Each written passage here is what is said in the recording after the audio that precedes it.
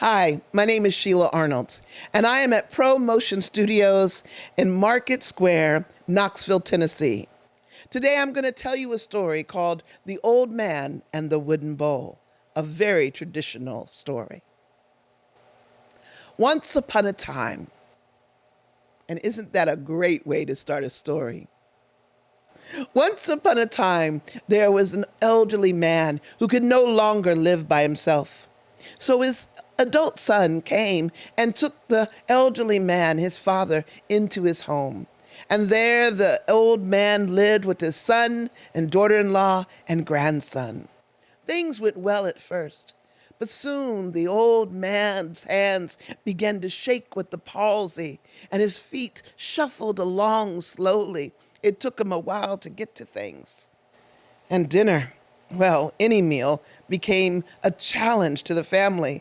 For the old man would pick up a fork, and with that fork it would clatter against the side of the plate as his hand shook. And sometimes he would pick up the drink, and it would shake in his hands, and the water and ice would spill over the sides. And when it did spill over, the daughter-in-law would wipe it away and force a smile on her face. And the grandson would chuckle a little bit, knowing about his own spills himself. One day, the daughter-in-law set the table all fancy and things with her great-grandmother's set of china dishes. The old man sat down, and the first thing served was soup in a bowl. The old man picked up a spoon and tried to put the soup on there, but getting to his mouth, all the soup would fall off and run down the front of his shirt. To prevent that, he put down the spoon and he picked up the bowl. But his hands shook, and he was so concerned that he dropped the bowl and it clattered to the ground and broke. The daughter-in-law was mortified, but she didn't say anything then. However, later in the room, she told her husband what she thought. "Have you seen how he eats? It is horrible having him at the table. First, we have to wait for him to shuffle in very slowly to get there. And then when he's there, he makes all kinds of noises. He slurps and he slobbers, goes down the front of him. Our son is watching this. We won't want him to be the one that does just like his grandfather. We need a solution. And he broke my great-grandmother's bowl." Well, the son heard his wife's concerns and did agree that his father did make a mess of dinner. So he got a smaller table that he put to the side of the large dining room table, and he had a chair, and there he sat his father. And before his father, he put a wooden bowl, a wooden plate, a wooden fork, knife, and spoon, and an old tin cup for drink. And so at dinner, the old man would sit there, away from the family, away from the conversation.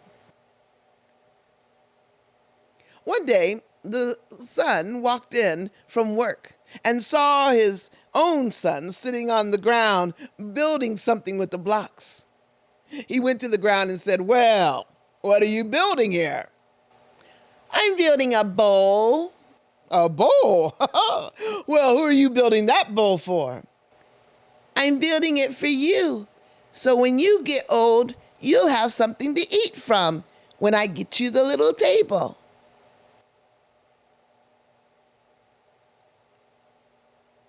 That evening, the son lifted his father from the small table and helped him shuffle over to his seat at the large table.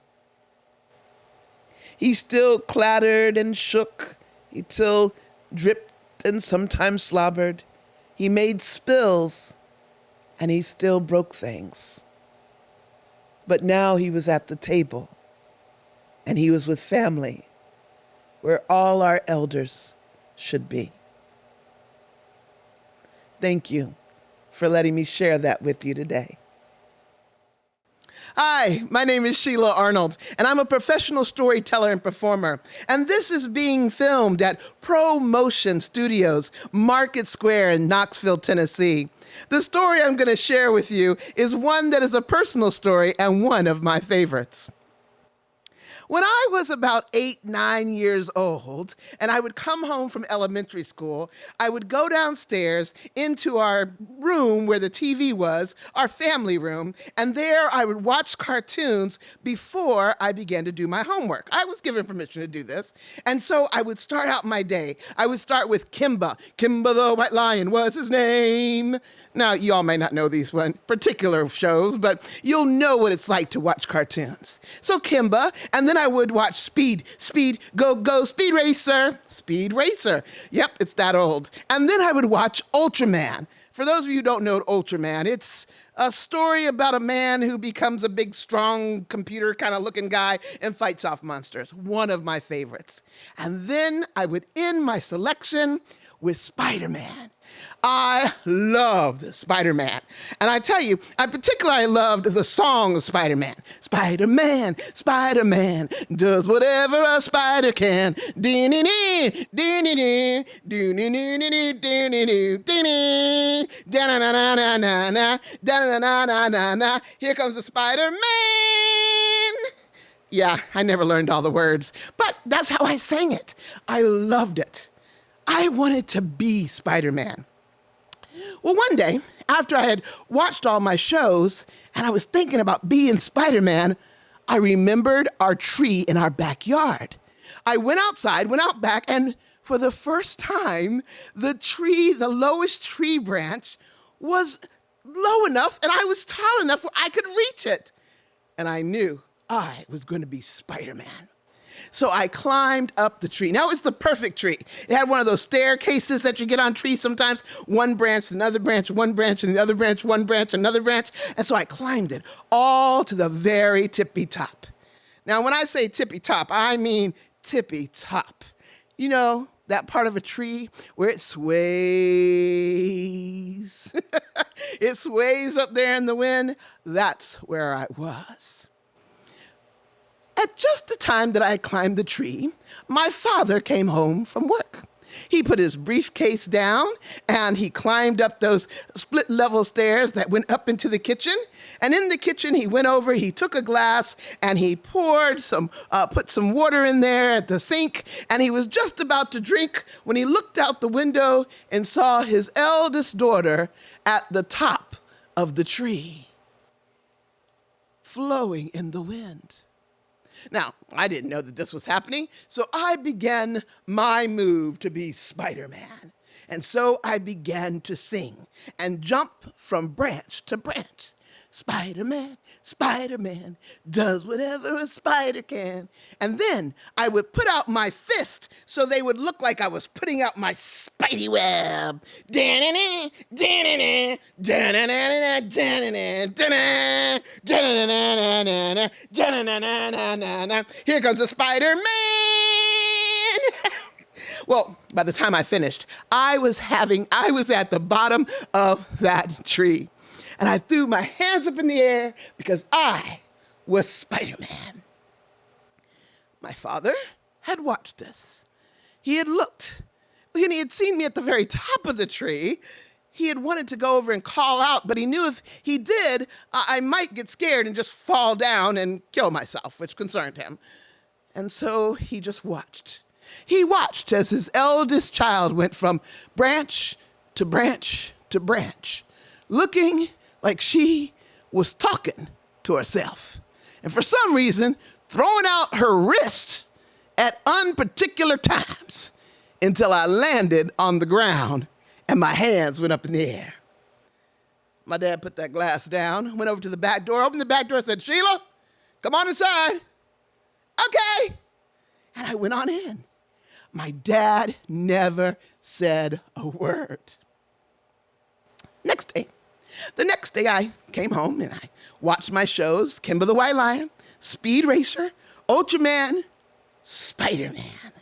And then after Spider-Man, I went outside. I went back to the tree to be Spider-Man again. And when I got over to the tree, the bottom limbs had been completely cut off.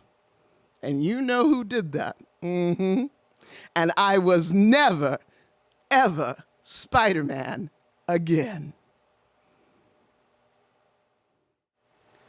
Wade in the water, wade in the water, children, wade in the water. God's gonna trouble the water. Wade in the water. Wade in the water, children. Wade in the water. God's gonna trouble the water. Who's that band all dressed in white? God's gonna trouble the water. It must be a band of the Israelites. God's gonna trouble the water. Oh, wade in the water. Wade in the water, children, wade in the water. God's gonna trouble the water. Oh, God's gonna trouble the water. Oh, God's gonna trouble the water.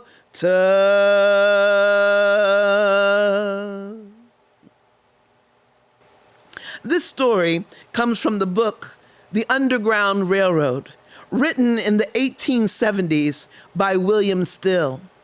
William Still, who lived in Philadelphia, Pennsylvania, was part of the Pennsylvania Abolitionist Society and often would write the stories down of those that he met as a conductor on the Underground Railroad. This is one of those stories.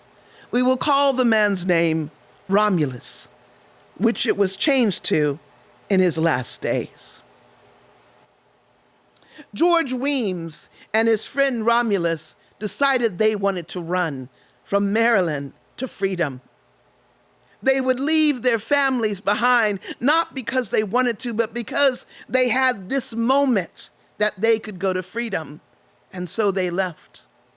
Romulus was an older man, and it was March and cold. And the men looked for how they could get to freedom, to Philadelphia.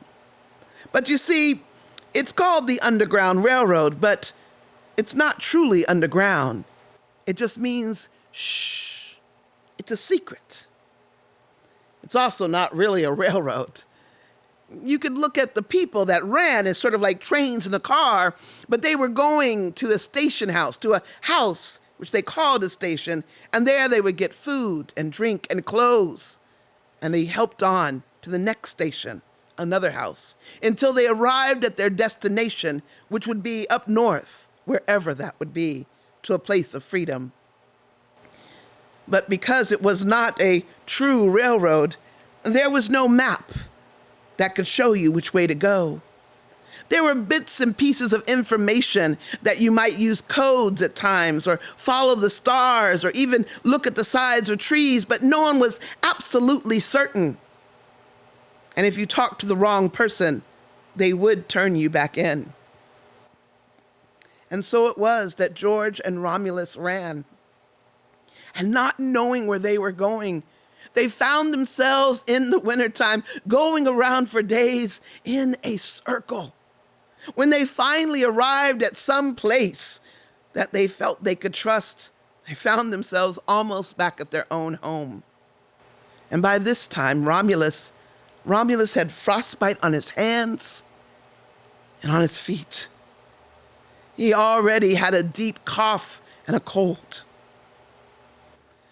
Well, George was given instructions and helped to find his way over to Philadelphia, where he came in touch with William Still. And he told him about Romulus and hoped that Romulus could make it there. George stayed there for a day, and then the Pennsylvania Abolitionist Society moved him up further north, further away from his master. It would take another 3 days before Romulus was moved from where he was and carefully taken by wagon under cover of night over to Philadelphia and placed into the home of William Still. He was placed on a bed, but he hadn't gotten better. He now had a deep, deep cough. The phlegm came up. His wheezing had begun. His frostbite was so bad, they had to cut off his toes. And so he spent most of his day coughing and wheezing, barely able to even get a bit of food into himself. Part of what William Still did was to interview those who came to Philadelphia, to the Pennsylvania Abolitionist Society, and interview them and get information. That information eventually he would use to write the book. It was no different with Romulus. At a time where he seemed more quiet, well, he came in. He sat beside the bed of this man and he asked questions. Family, where you from? Why'd you leave? The answers were short and not very forthcoming, coming only in between coughs and wheezes. Until finally, William had to ask one final question. It burned inside of him. And so he leaned over and he said, do you regret coming here to Philadelphia?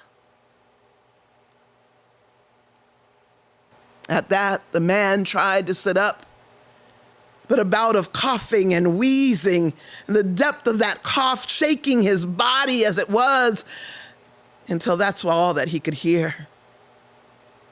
And William tapped the man's shoulder in between coughs and began to walk out of the room. And then he heard, at the end of a particular long cough, I have not answered the question.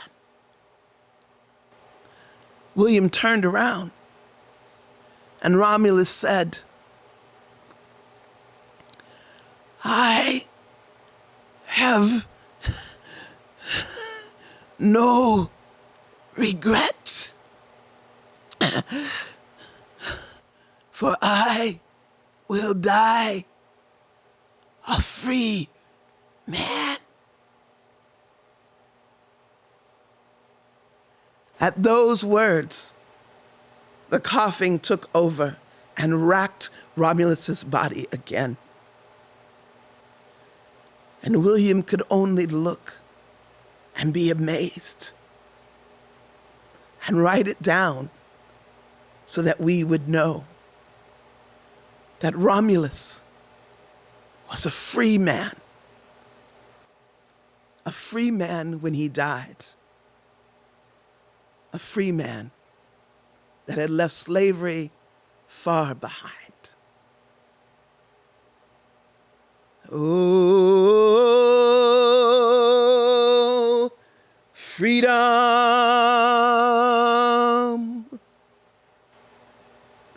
Oh, freedom.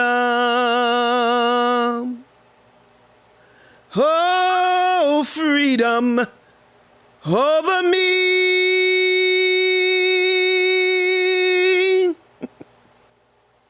And before I'll be a slave, I'll be buried in a grave. And I'll be home with my Lord and still be free. I'll be home with my Lord and still be free.